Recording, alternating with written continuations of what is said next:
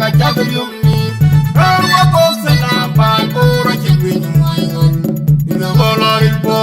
bai po panaga Ajakguong ni yan kichen maria bangat jilani yan jolan ya dalile jolan ya dalile ya maya bangat kin maria bangat jolan ya yan jolan ya nakadile jolan ya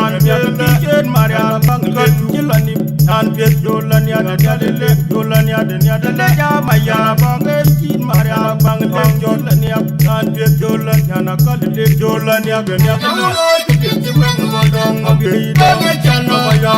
Magua beda ni weng weng magor gula korok deh lekang rayon mayam maguloi kita cium beda yam magejan mayar wai magan mayam